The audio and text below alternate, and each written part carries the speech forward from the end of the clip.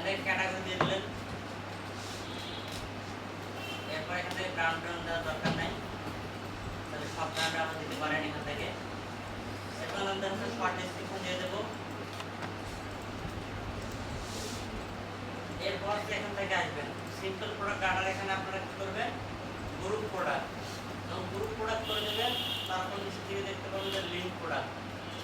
Link প্রোডাক্টে click করতে হবে। এখানে আপনারা যে প্রোডাক্টগুলোকে লিঙ্ক করতে চাচ্ছেন এই প্রোডাক্টগুলো হচ্ছে মিনিমাম 3 ক্যারেক্টার।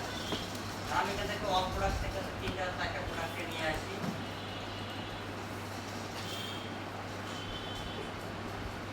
এখানে হায়ার গ্র্যাভিটি এখানে করলাম, ওই হেডফোন যেগুলো আমি এখানে বেশি ক্যাটাগরি হচ্ছে এখান থেকে হেডফোন,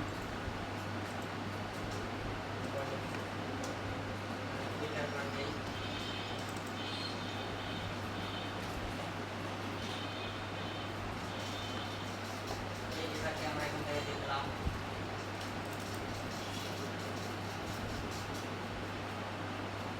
এখানে সার্চ করবেন যে প্রোডাক্টগুলোকে এখানে দিয়ে দেবেন। পরের প্রোডাক্ট সার্চ করবেন, সার্চ চলতেছে।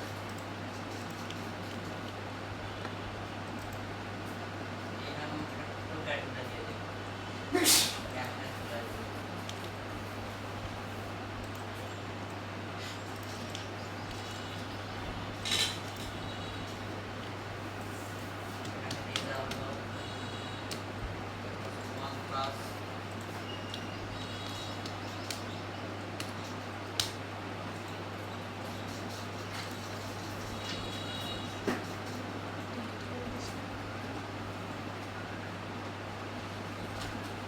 দেওয়ার পর এখান থেকে কোন স্থান দরকার হবে এখান থেকে তার শুধুমাত্র পাবলিশ করে দেবেন। এগুলোকে ধরে দিই,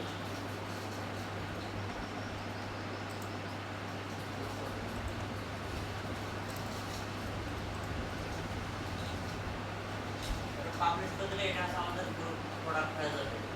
এখন হচ্ছে আমরা যখন প্রোডাক্টটা কোচিং করবো তখন আমাদের বাকি প্রোডাক্টটা আমাদের দেখাবো, ওখানে আমরা সেগুলো ওখান থেকে পারচেজ করতে পারবো।